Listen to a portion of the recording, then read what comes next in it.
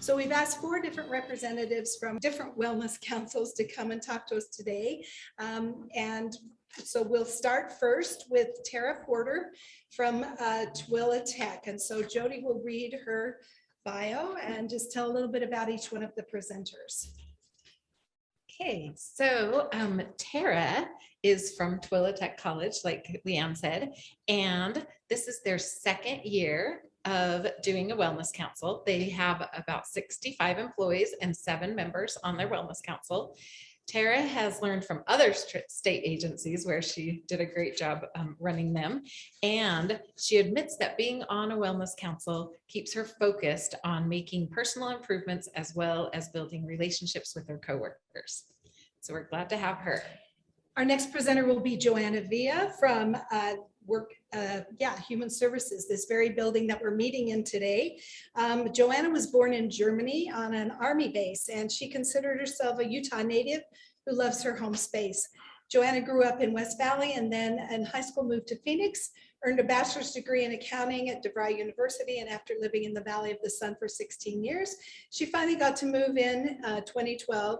She's an internal auditor for the Department of Human Services and has been for the past 7 years. She's been on her wellness council here in this building for 5 years, and she's been the chair for the last couple, I believe. Anyway, Joanna's married and is the mother and stepmother to 10 children, like we just learned in the previous segment with Chad. She's also has 17 grandchildren and 3 great-grandchildren. You're too young for that. Anyway, our next one will be for Ramon Rudecindo, and he is from the 4th District Court in Provo. And he's been with the courts and involved with their wellness council for 3.5 years. And he was born in the Dominican Republic, graduated from BYU with a bachelor's in psychology, and he's currently working on a master's in public administration and is excited to learn from the other wellness councils today. Okay, and our last one up today will be Jenna Murphy. And she happens to be on the URS PEHP Wellness Council. So it's kind of fun. I get to serve with her. And she's been involved for 3 years, 2 of which she has been the co-chair. And her education, her background is in health promotion and nutrition, which is awesome. She even owned a gym for several years. So this has been a great way for her to fulfill her love of promoting wellness. And it is a privilege for her to work with amazing wellness council members who bring unique interests and creativity to making each challenge meaningful and fun. And it's really awesome that she is here to be able to present to us. Okay, so with that, we're excited to hear from these 4 people, and we'll have Tara come and start first.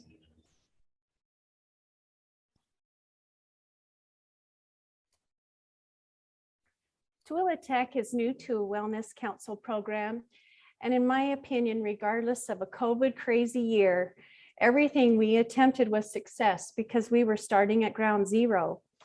Previously, PEHP was simply a medical insurance benefit to Twila Tech employees. Now we know it is so much more than that. When I first started working at the state about 12 years ago, I worked at an agency in Salt Lake that was very competitive when it came to wellness competitions. I had never met anyone that worked at the Cannon Health Building, but back then I knew they were an arch rival. That was the reason that wellness became my passion. During the pandemic, we were fortunate that for the most part, we remained on campus to serve our students. It just looked a little bit different. We didn't see the lower half of our coworkers' faces for a really long time. The brown bag lunch and learns were socially distanced and didn't involve eating. Lunch was literally a brown bag to go. The key to getting a good turnout was finding subjects that were interesting and good advertising. In a year full of turmoil, you can definitely get discouraged and want to give up. We chose to look for an opportunity to do good. Rocky Mountain Care Center is a local nursing care facility, and they were concerned about their patients during the pandemic. Visitors were not allowed in, and the residents had to stay in their rooms with little to no interaction. We worked with USU to coordinate a donation drive to give items to help the residents occupy their time. Even though this was right after Christmas, we hoped that collectively we could make a difference. Instructors and students alike came through in a really big way. The director at Rocky Mountain said they were given so many donations that the residents had activities to get them clear through the month of March.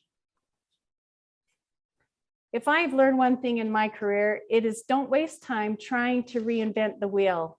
This state is full of wonderful, creative people who are willing to share. Their examples and years of dedication to wellness are the reason Tooele Tech Wellness Council is thriving. Since people were complaining about their COVID weight gain, we decided to use the Biggest Loser idea from DWS to motivate staff to improve their physical wellness. There was a private weigh-in at the beginning and end of the month with our nursing staff. Employees would then weigh themselves weekly and send an email if they lost or maintained. There were weekly drawings for $5. We had a male and female grand prize for the highest percentage of weight loss. Remember that wellness at the workplace was a foreign concept, so there were flyers posted. Our council had water cooler conversations about the competition, email reminders were sent out, and a blurb in our weekly newsletter were key in getting the word out. I'm sure you have all heard the story of the starfish and making a difference to one. That was our belief. We wanted to make a difference, even if it was just for one person.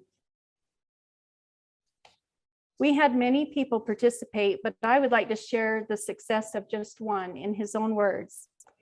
In July 2020, we had been through some of the toughest times in our lives with this pandemic. There was the stress of, are we going to work? Are we going home? Are we safe?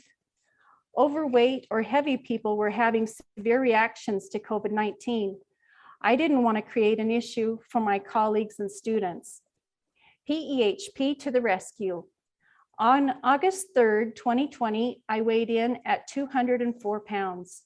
I started walking daily and was very strict on my diet, using an app to help me. The first week, I lost 6 pounds and was astonished. Wow, this can work. I kept fighting day by day, turning down donuts, cake, and root beer floats. On August 31st, we had our last weigh-in. I was down to 188 pounds and lost 4 inches on my waist. I couldn't believe it. I won the contest. My back and knees are feeling better, and I can pick up a golf ball without using my club for balance. My blood pressure went from 150/85 to 112/70. A great thank you to our Wellness Council who helped and promoted PEHP to help make me healthier. The last challenge we did during COVID was to improve our financial well-being. We used the budget bingo idea that came from the virtual vitality team. Again, I give all the creative credit to them. It was as simply as sending a weekly email with a bingo letter and a dollar amount up to $10. If they stashed that amount away for personal savings, they got to mark their card. The winning bingo card won $20. There is something about our competitive spirit as human beings that pushed us all to save. Just about every week, someone would walk past my office and say, call 04, or I only need N8 to win. Our little campus collectively saved over $1,300 by the time we had a bingo winner. Our Wellness Council likes to give feedback from those that participate. Money is a sensitive subject, so we asked them to complete an anonymous survey. We also told them that their input would help us to apply for a future wellness grant. People shared wonderful comments such as, I'm going to continue to save even after bingo was over. And this activity has helped me save for the purchase of my home. We are fortunate to have the benefit of a wellness council. It helps us to improve ourselves, our workplace, and our community. And I thank you for this opportunity.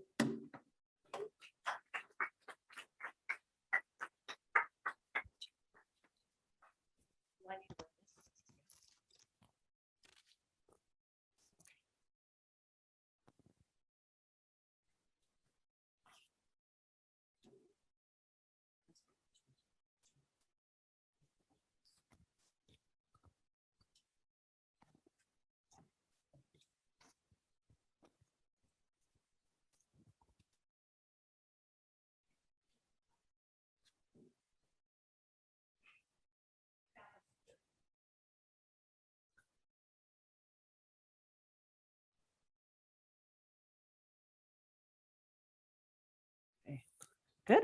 Okay. Can you all hear me? Is that okay? A little closer? Yeah. That. All right. Good. Okay. Well, you've already seen me today. Good grief. It wasn't supposed to be on the camera this much. I'm Joanna Vea. I am the chairperson of the PEHP Wellness Council. And for those of you who don't know, PEHP stands for Multi-Agency State Office Building, because we do house the Department of Environmental Quality and the Department of Human Services. I became the chairperson just before this pandemic hit, last January of 2020. And suddenly in March, we were all told to go home, work from home. And it was a struggle. We didn't know what to do. We were kind of on a hiatus for about 4 months before we decided, okay, let's have meetings. Let's decide, let's do something. We really didn't know. Right now, just so you know, we have about 16 members on our council from environmental quality and from human services. And that's one of the benefits that I love, is getting to know people on the other half of the building. These people here are not our people. I wish so, but we didn't have any pictures like this that I could add in. So we'll go on to the next. So I want to talk about just some of the things that we did over the last year. And everything was virtual, everything, because most of us were not in the building. We've only just started coming back recently. This is something that we did last September. To preface this, before we did this virtual harvest, we used to have an actual farmer's market out here in the common area of our building. We encourage people to bring their produce from home and with their divisions set up a table that would look like a farmer's market.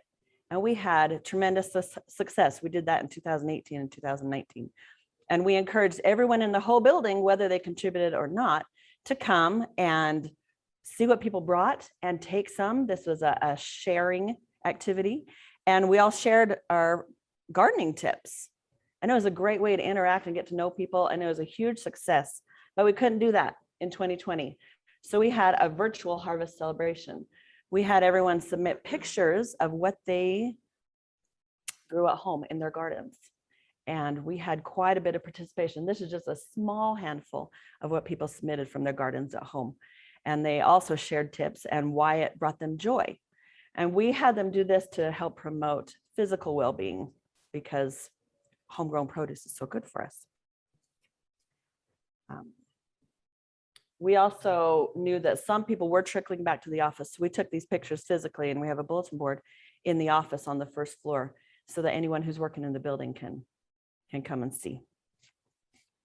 All right, the next month was actually quite fun. We had a lot of participation with this one. We encouraged our coworkers to submit pictures of their pets in costume. And we had a contest. This one actually got a prize for the first, second, and third place. This was to promote social well-being, because we knew that we couldn't physically be together, but people love to talk about their pets. So we had them do that. Top right corner, anybody know that one?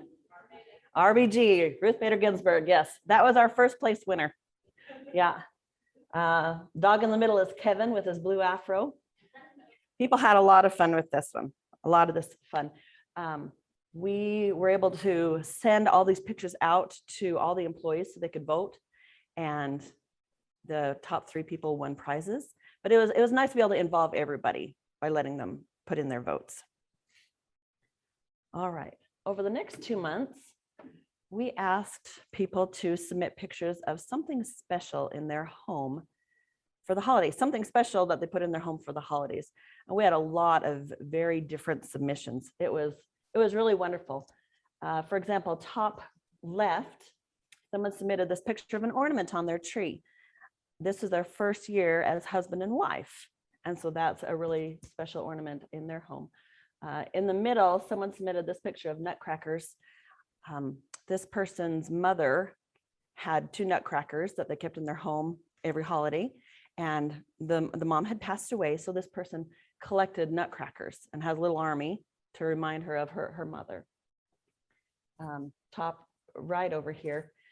This was submitted by someone whose grandmother had sewn this, and he has really fond memories of scaring his little brother with this Santa Claus when they were little. So these all just had special meanings for people in their homes. And we did that also to promote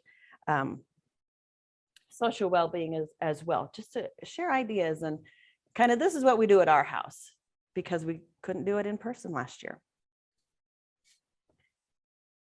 All right, one of the biggest things we do here in the Mazob, every year we have what we call the big event. It is our annual fitness competition. Normally it would be 8 weeks, but here in 2021, we did just a 6-week competition. And what we do is we encourage everyone to get with their coworkers and create teams. They come up with a creative name for their team, and then they start exercising, and they have a certain amount of points that they can earn each week. And they keep track of these points on a shared Google sheet, and it's shared between the whole team and the big event coordinator. And at the beginning of it, we actually have a little competition to name our big event, because big event kind of boring, you know, the big event, woohoo. So we had somebody submit social fitnessing, and that became the name of our big event. Well, I thought that was a pretty clever play on words for our pandemic. So for the 6 weeks, everyone exercised, they earned their points up to a certain amount each day. And we asked them to submit pictures of them out doing stuff. And I had a lot of neat submissions. Top right is Hope out at Alta Ski Resort. That's a fantastic picture. That almost looks like a stock photo, doesn't it? Here on the bottom, this is Robin with her dog Bear running on the Bonneville Shoreline Trail. I had to think for a minute what that was called. The second to the left photo, that's actually my son and my dog. We were hiking the Little Confluence Nature Trail. It's something I'd never been to before. It's just a little trail right in the middle of Murray. And I did not get a selfie that day. I forgot to get a selfie, but my dog and my son. And then way over on the far left is Danny. She is rappelling down Birch Hollow Canyon. It's amazing how many people went out to our national parks and our state parks during this. They went hiking with their families. So it was great. Anyway, at the end of our 6 weeks, we are supposed to have a lunch celebration. That's what we've done in the past. Well, we couldn't do it in 2020 and 2021. So last year, it was all kind of virtual and kind of deflated. We handed them their certificates in their mailboxes here at work, and that was all. This year, we were supposed to have a bring your own lunch walk in the park. And we were supposed to do it 2 weeks ago, and we couldn't because we were all told to work from home because of the high heat index and the air quality. So we haven't celebrated yet this year, but we're hoping to in maybe a week. We're going to have everyone come here to the building, everyone who can, who participated in our big event. We're going to hand out certificates and awards and ribbons and just have a good time. We also, every week, people who reach a certain number of points get qualified for a drawing for a prize. So this year, if you got to 30 points for the week, your name got basically put into a virtual hat. We drew a name, and that person wins a gift card for 2 movie tickets. And thank goodness movie theaters are starting to open up. Otherwise, they wouldn't mean anything. But so we have 6 winners of the movie ticket prizes, and people really seem to enjoy it. They really do. It brings teams together. The last 2 years, it was kind of virtual. We didn't get to go down the hall and say, come on, let's go for our walk to earn our points. They had to do it from home. Okay, the last thing I want to talk about. In April, we did an earthquake preparedness webinar. April is Earthquake Preparedness Month. And so we invited Bob Carey from the Division of Emergency Management to get on a webinar with us and give us ideas on how we can be prepared for an earthquake. You know, pretty helpful considering what happened last year. We learned that we don't have more injuries from structural damage, ceilings falling on our head. It's from non-structural things. And you can see from the left picture, I'm sorry, I didn't get the name of the building, but those are map filing cabinets. They hold lots of maps, and they just toppled over. This picture here on the right, that was actually here in this building, the lighting fixtures fell. So we learned a lot about what we can do to mitigate the risk in buildings and even in our homes. And we had a lot of feedback. This was recorded, so we were able to send it out to everybody and anybody who wanted to watch it later to get some ideas. We did this to promote community well-being because it's something we all have to be aware of and prepared for, because we've done it once, we'll probably have to go through another earthquake. That's all I have prepared. Thank you for listening.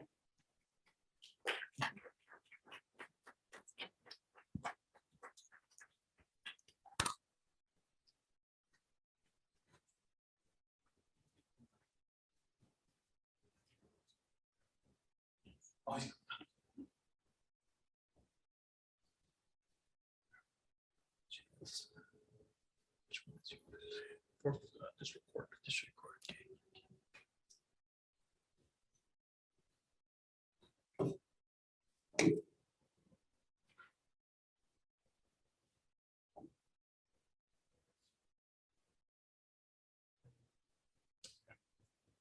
Thanks. Good morning. Thank you for the opportunity to be here with you guys today. My name is Ramon. I am part of the 4th District Wellness Council.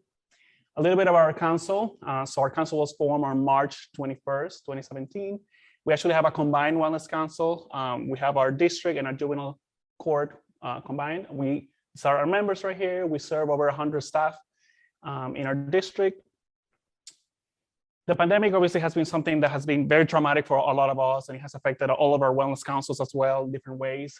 Some of the observations that we have noticed as far as bad outcomes go, we were not able to meet in person, because of that we had to cancel a lot of our activities that we normally do. Whenever we try to do, or not whenever, several times that we try to do online activities, we run into some technical issues or difficulties. And also because of the lack of face-to-face contact, we also experienced some lack of participation in some of our activities too. Some of the good things that we did notice is that, we had to get more creative with, trying to incentivize and trying to come up with ways of making it work throughout the pandemic. A lot of us became more tech savvy as well, because we had to figure out how to incorporate technology into most of our activities too. I feel like we improved also our email communication with our district. And I feel like we also got more united as a council as well, especially after going to such a difficult year. You have to find ways to unite as a district. Now I want to just show off some of the activities that we were able to pull off during the last year. In July, we came up with an activity called Traditions in order to celebrate Independence and Pioneer Day. And basically what we decided to do was just encourage our staff members basically to share any of their traditions, that they participated to celebrate the special holidays. We created a sign-up sheet where we asked them to enter any traditions, recipes, or arts and crafts. And we also invited everybody so those who participated, we're entering to a raffle for a $10 gift card. And we had over 15 staff members share their traditions, recipes, and crafts projects. This is just our flyer that we created, as well as one of our sign-up sheets as well. In August, actually, we were informed that a lot of our Native communities in Southern Utah were negatively affected by the pandemic, especially as they were getting ready to go back to school and whatnot. So we partnered with Lucy Beecroft in order for us to host a back to school drive. What we did was coordinate with Lucy to get a flyer and a list of the supplies that were also requested as well. And we created a spreadsheet and then we sent it out to our staff members as well. We created some donation boxes and we spread them out in the different courthouses so that people could safely bring in their donations. We coordinated the pickup of these donations as well as the delivery. And our outcome was that we had over 20 staff members collaborate on this drive. We had over 250 individual items donated, such as face masks, hand sanitizers, glue sticks, and even some cash as well. And then we coordinated to make these donations to be delivered basically to our Native tribes. And this is just our sign-up sheet as well and our photograph of our donations. In November, because it is Thanksgiving season, we decided to try to focus on something a little more upbeat as well, especially because of such a difficult year that we had. So we decided to create a blog that we could share with our district as well. So we created a platform where people can share the things that they were most grateful for during the last year. We encourage submissions and we encourage everybody to read each other's submissions. I didn't know how to figure out a blog that we could share, so I just used Google Sites and it seemed to work for us. We had about 18 submissions received, and staff members expressed gratitude for the things that they were grateful for in the midst of such a horrible year. And that was actually great to listen to other people's stories as well. And this is just the submissions that we had, basically, as part of our gratitude blog. In December, so the Software Santa is something that we've been doing for several years now. It's kind of like a yearly tradition for us now. We, with the United Way of Utah County, we sign up to, for the Software Santa, we were assigned 3 families, which each had 2 children. And we contacted the families. We got a list of the requested items that the families needed for their holidays. We created another spreadsheet. We like spreadsheets a lot in our district. We also created, set up donation boxes throughout the different courthouses so that people could also bring their donations in a safe manner. We coordinated the pickup and the delivery with the families too. And we had 17 staff members participate in the Software Santa. We had about 48 items donated, such as sweatshirts, jackets, shoes. We also provided wrapping paper, bows, so that the families could wrap it themselves and, provide it to their children. And the families were very grateful. It's a great activity that I recommend for everybody to participate in. This is just our spreadsheet, as well as our donations too. During the 2020 year, we created a bucket list challenge. This is an idea that we learned, I believe it was 2019, from a presentation also by Second District Juvenile Court. It's basically a list of wellness activities and challenges where we encourage staff members to complete throughout the year. We did a raffle every month for those who participated each month as well, and send monthly reminders and emails. We also, at the end of the year, for the people who completed the most challenges, they actually were awarded 4 hours of annual leave as a reward for their participation, as well as the raffle gift cards, throughout the year. So yeah, several staff members participating in these challenges, and yeah, it just encouraged people to be active and as you can see, we cover all of the areas of wellness as well. So that was also pretty helpful. And so this is just a little bit of I guess our sign up basically. And then right here, you can see the list of all the participants each month as well.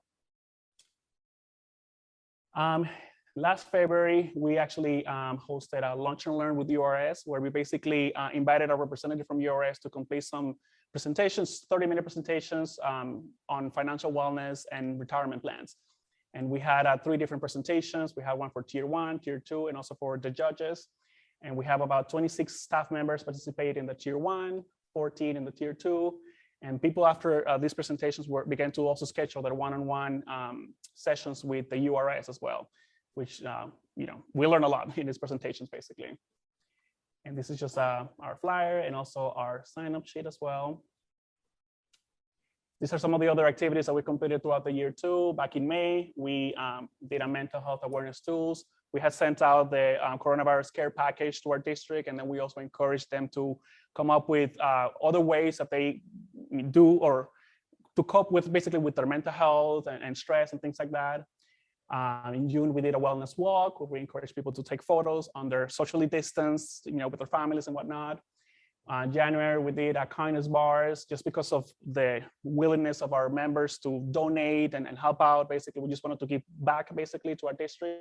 So we did some kindness bars with a little message from our Wellness Council as a thank you to them. After we did our URS presentations, we also created a spreadsheet, we call it our Save Your Gold, where we encourage members to save $250, $500, or $1,000 throughout the year. And this is still an activity that is ongoing. So we'll have to see next year how it turned out. On top of this, we also have our quarterly newsletter where we also share wellness information with our district and the different areas of wellness as well. And then lastly, and this is an honorable mention, so the Justice League is like our baby, basically, one of the accomplishments that we're most proud of. And unfortunately, we couldn't, hold it this last year because of the pandemic. But it's basically a sports league for staff members and their families, where we can play volleyball, softball, bowling. We're hoping to incorporate other sports in the future too. We've had over 50 people participate in our Justice League, as well as family members too. We compete against each other. Awards are provided, gift cards, food, bragging rights, and it's just a great opportunity for people to mingle, socialize, get their physical activity as well. and just show off their skills, And I feel like this activity has also always been helpful because it helps to improve staff morale and also just to connect with each other, basically. And this is just a photo of our groups, our teams, basically. And that should be all. Thank you so much.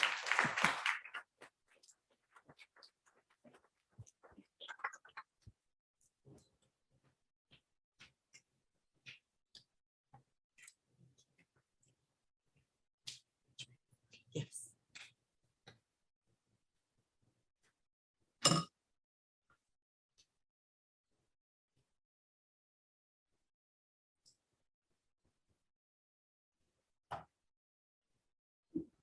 Yes, thank you.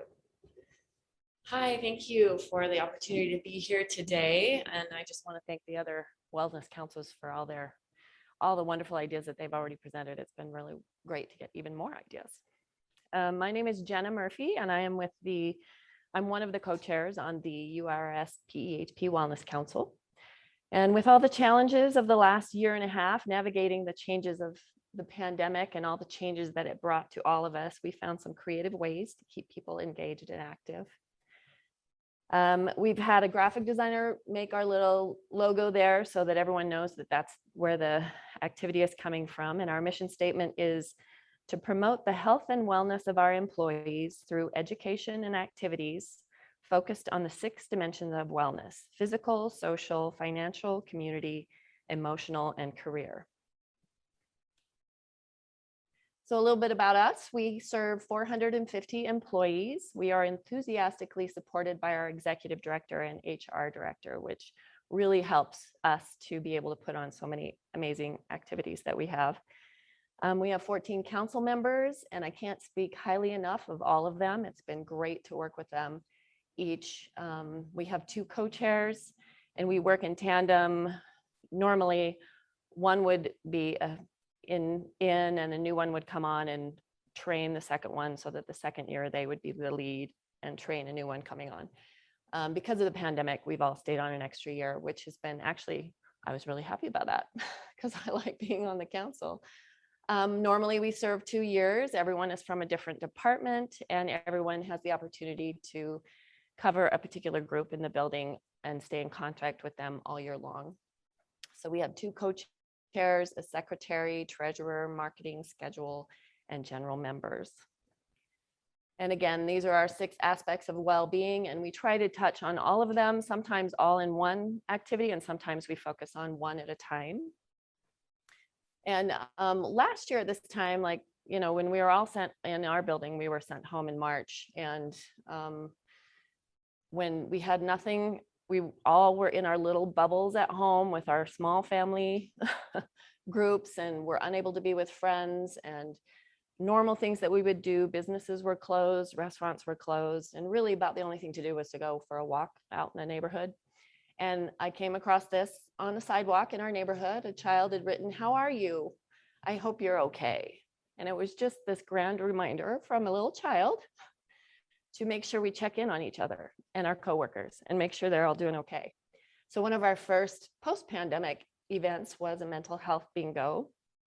And in the past, we would print everything on paper and distribute it to our employees in the building, but of course we can't do that anymore. So our amazing marketing gal, Taylor Hooten, she is so gifted in this. She's created interactive digital versions that we can email to everybody, and they can just click in the little boxes once they've completed a task or a challenge. And because it was the pandemic, we wanted people to make sure that they thought forward. This won't last forever. Think of some things that you're excited for when this is over. Streaming workouts since we couldn't go to the gym anymore. Virtual meetup with friends since we couldn't get together in person. Purchasing a gift card or buying delivery from a local restaurant to keep those businesses going that were struggling through the pandemic. Now that we're at home, do house chores on your break while working through the day. And then listing positive things that have happened in the pandemic, because a lot of positive things have come out of this.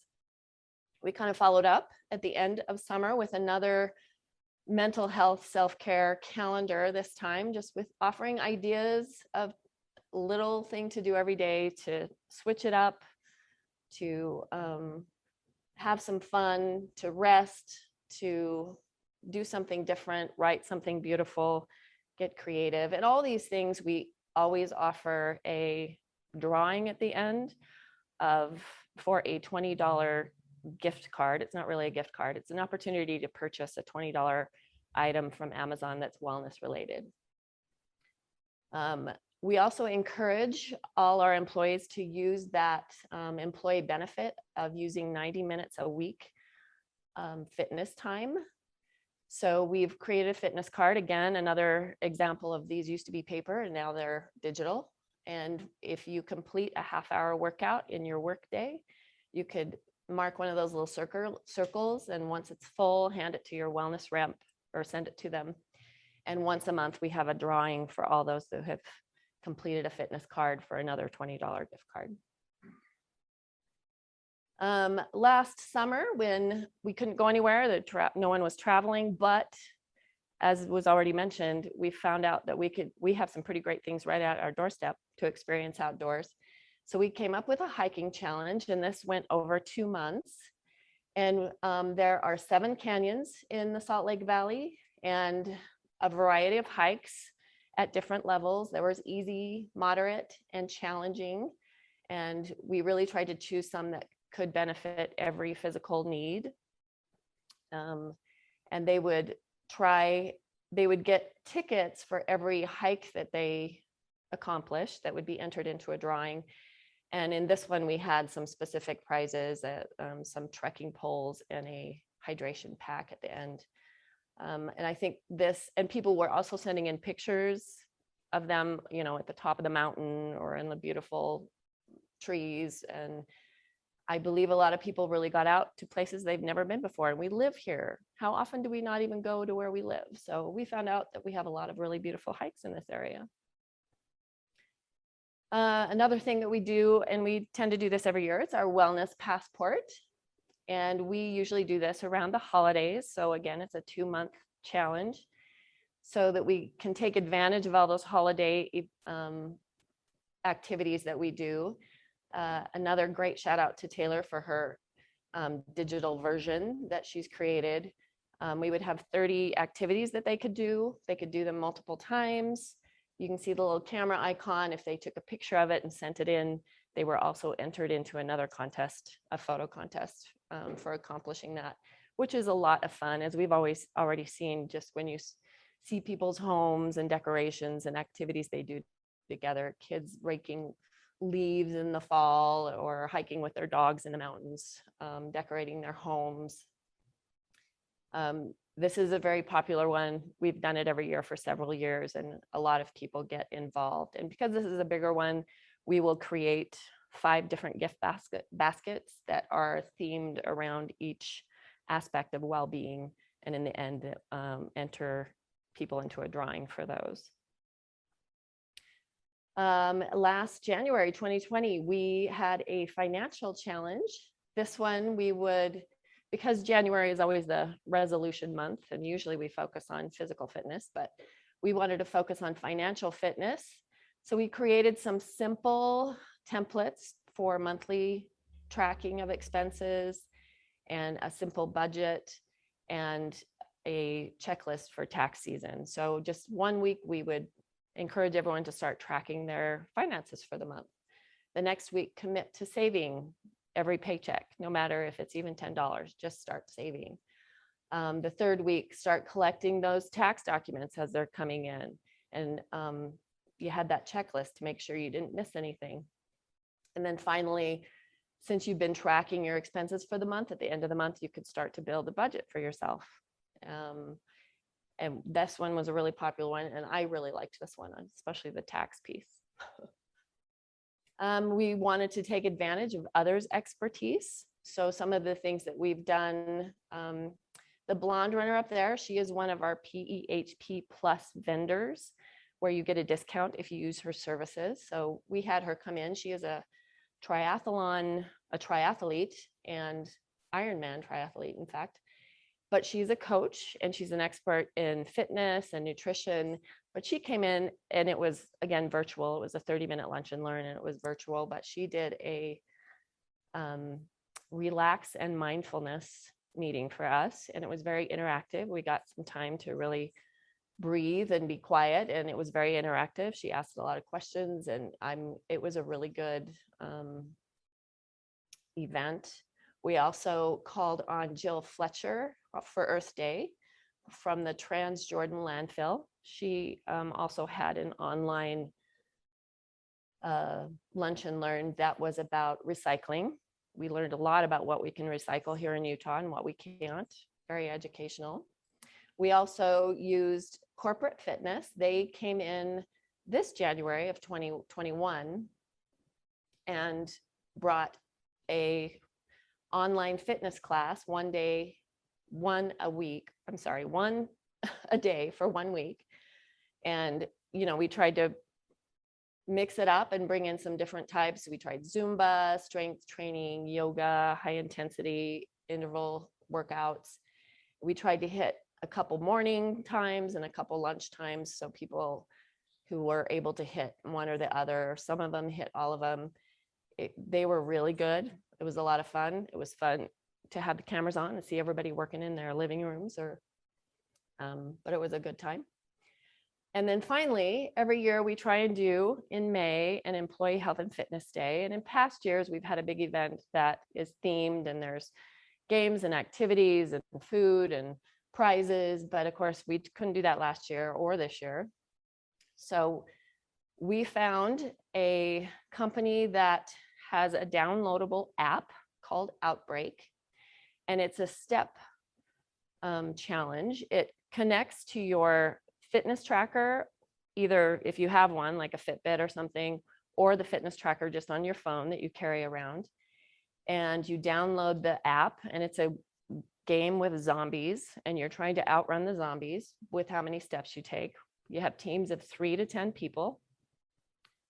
And that was a lot of fun. We had, I don't even know how many teams, but this was the most popular of our events. We had more people involved in this one than any of our past activities, and many people are asking us to do it again.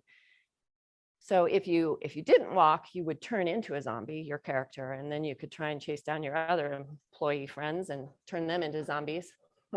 Or you can try and cure them and get them to the safe house. This one lasted for 3 weeks. People were talking about it. Every time I logged into a staff meeting, they're like, how many steps did you get?